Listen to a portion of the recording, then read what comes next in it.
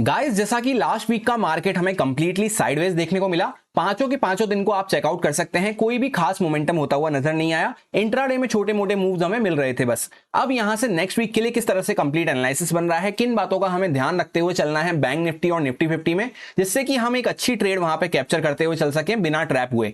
Specially Monday के दिन पे एक अच्छी इंट्राडे ट्रेड प्लान कर सकें, उस बारे में कंप्लीट एनालिसिस करने वाले हैं। सो स्वागत है आपका एक और वीकली एनालिसिस वीडियो में।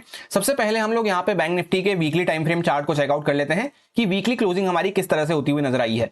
तो जैसा कि लास्ट टू लास्ट वीक यहाँ पे हमें इवेंट वाला वीक था, उस वजह से काफी ज्यादा वॉलिटिलिटी देखने को मिली थी। इलेक्शन रिजल्ट वाला वीक था, तो मार्केट ऊपर नीचे काफी अच्छे मूव करता हुआ नजर आया था, जिस वजह से एक यहाँ पे बड़ी सी कैंडल बनती हुई नजर आई थी, जिसने पूरे चार्ट स्ट्रक्चर को बिगाड़ दिया था।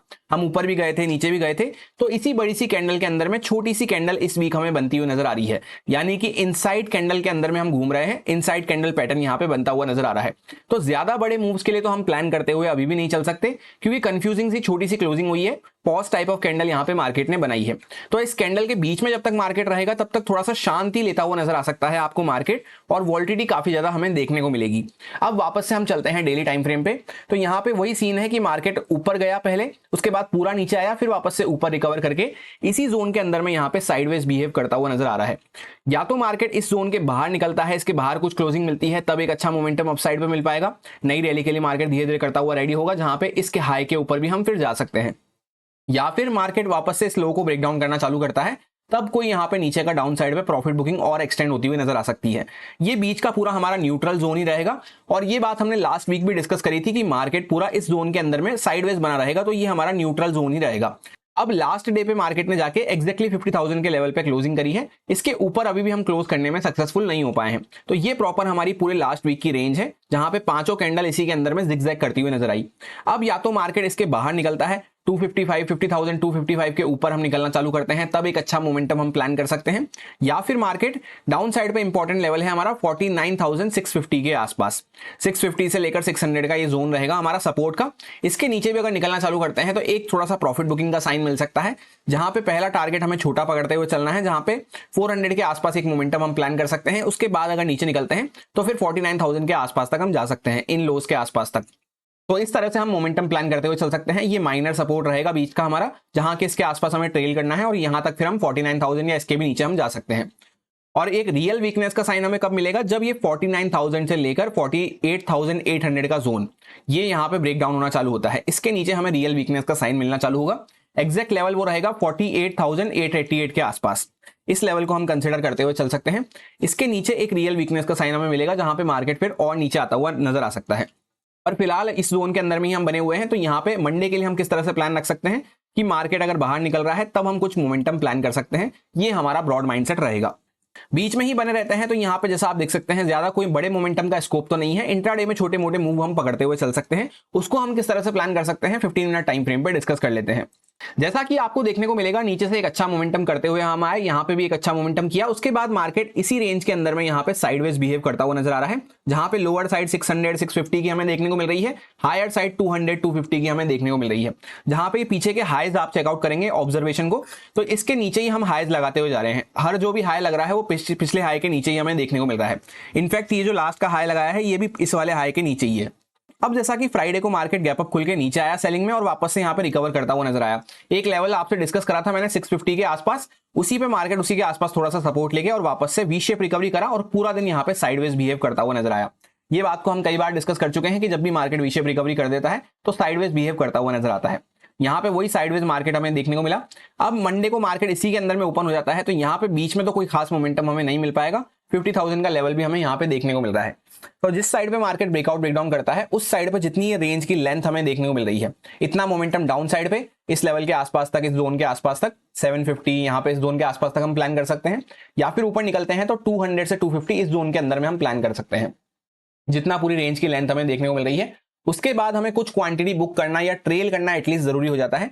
फिर मार्केट उसी फेवर में ब्रेकआउट करता हुआ चल रहा है या फिर ब्रेकडाउन करता हुआ चल रहा है, तो ये बड़ी रेंज का टारगेट जितना है इतना मोमेंटम हम आने वाले टाइम में प्लान कर सकते हैं। हो सकता है ये 2 दिन में देखने को मिले, 3 दिन में देखने को मिले, उस तरह से हम प्लान करते हुए चल सकते हैं।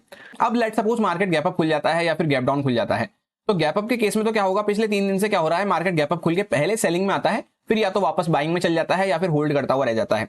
तो अगर अब की बार वापस से मार्केट गैप अप खुल रहा है और सेलिंग में आ रहा है, तो मैं पर्सनली सेलिंग के लिए प्लान करने में इंटरेस्टेड रहूंगा, जहां पे हो सकता है मार्केट वापस से हमें ये लोज वगैरह भी ब्रेक डाउन करता हुआ नजर आए। सो गैप अप खुल के अगर नीचे आ रहा है मार्केट तो सेलिंग के लिए हम कुछ प्लान करते हुए चल सकते हैं। बाइंग के लिए मैं पर्सनली गैप अप के केस में जब भी इंटरेस्टेड रहूंगा जब मार्केट गैप अप खुले और थोड़ी देर यहां पे सस्टेन करे। पिछले 3 दिन से क्या हो रहा है, मार्केट इमीडिएटली सेलिंग में जाता है, इमीडिएटली सेलिंग में जाता है, इमीडिएटली सेलिंग में जाता है। यहां पे अगर थोड़ा सस्टेन कर रहा है तो वो प्रोबेबिलिटी ब्रेक होगा। उसके बाद अगर कुछ यहां पे 200 250 वगैरह को मार्केट क्रॉस करता है तब हम कुछ बाइंग के लिए यहां पे प्लान करते हुए चल सकते हैं। पर फिलहाल इमीडिएटली मार्केट जैसे छोटा मोटा गैप अप खुलता है तो उस केस में सेलिंग में जाने के लिए मेरा प्लान रहेगा। तो सेलिंग का कुछ सेटअप मिलता है तो हम उसको वहां पे यूज कर सकते हैं, छोटा सा स्टॉप लॉस डाल के। डायरेक्टली मार्केट गैप डाउन खुल रहा है तो गैप डाउन में क्या होगा, ये जो यहाँ पे इस रेंज के अंदर में यहाँ पे बायर सेलर्स बैठे हैं, सबसे पहले ये बायर्स यहाँ पे प्रॉफिट बुक करना चालू करेंगे और उसके बाद यहाँ पे बाकी के बायर्स भी प्रॉफिट बुक करना चालू कर सकते हैं। तो इस जोन के आसपास तक का पहला टारगेट हम प्लान करते हुए चल सकते हैं गैप डाउन में सेलिंग के लिए माइंडसेट रखते हुए। फिर इसके आसपास हमें वेट करना है या फिर ट्रेल करने की जरूरत है। और डायरेक्टली अगर मार्केट इसके आसपास ही ओपन हो रहा है तब फिर हमें यहाँ पे 5-10 मिनट रुकना है कि क्या मार्केट इसके नीचे ब्रेकडाउन करता हुआ चल रहा है। उस केस में भी हमारा सेलिंग के लिए प्लान रह सकता है। और डायरेक्टली अगर मार्केट इस जोन के आसपास गैप डाउन खुला और फर्स्ट टिक के साथ ही पहले ऊपर आ रहा है तो फिर हमें इस रेंज के अंदर में तो थोड़ा वेट करना है, यहाँ पे वापस से मार्केट थोड़ा ऊपर आए उसके बाद यहाँ पे इस तरह से ब्रेकआउट वगैरह करे तब हम कुछ यहाँ पे बाइंग के लिए प्लान कर सकते हैं। तो बाकी सब केस में हमारे लिए सेलिंग के लिए माइंडसेट रहेगा। बाइंग के लिए 2 ही क्राइटेरिया मुझे अच्छे लग रहे हैं, या तो मार्केट गैप अप खुल के थोड़ा सा यहाँ पे होल्ड करे फिर यहाँ पे ब्रेकआउट करे, या फिर इमीडिएटली गैप डाउन खुल के इस जोन के आसपास गैप डाउन खुल के पहले ऊपर आए फिर यहाँ पे थोड़ा ब्रेकआउट वगैरह इस तरह से करता हुआ नजर आए, या फिर जैसे यहाँ पे फ्लैट खुल जाते हैं। तो बस इतना टारगेट हम बाइंग के लिए प्लान करते हुए चल सकते हैं। बाकी सब केस में मैं पर्सनली सेलिंग के लिए माइंडसेट रखने वाला हूं।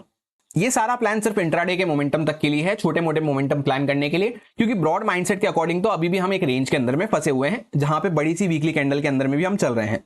ये सारे कुछ इंपॉर्टेंट लेवल्स रहेंगे जिन पे मैं ट्रेडिंग करते टाइम फोकस रखूंगा। यहाँ पे 50,238 के आसपास हम यहाँ पे रेजिस्टेंस लेके खड़े हुए हैं। 50,500 का साइकोलॉजिकल लेवल है, 50,000 का यहाँ पे एक और साइकोलॉजिकल लेवल है।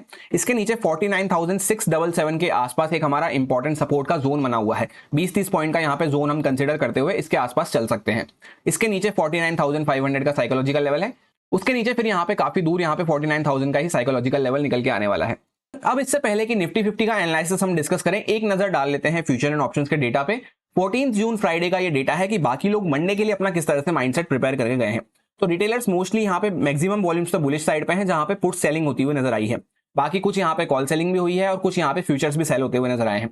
डीआईआई की तरफ से ज्यादा कोई एक्शन नहीं रहता है, वॉल्यूम्स काफी कम रहती हैं, चाहे तो हम इग्नोर कर सकते हैं। और ये वैसे मिक्स माइंडसेट से हमें देखने को मिल रहे हैं। एफआईआई मोस्टली बुलिश माइंडसेट से देखने को मिल रहे हैं, कंप्लीटली बुलिश तो नहीं है पर मोस्टली बुलिश है। और ये यहाँ पे प्रो ट्रेडर्स मोस्टली यहाँ पे बियरिश माइंडसेट से देखने को मिल रहे हैं, जहां पे पुट बाय ज्यादा हुए हैं और फ्यूचर सेल ज्यादा हुए हैं, और थोड़ी बहुत यहाँ पे कॉल बाइंग भी होती हुई नजर आई है।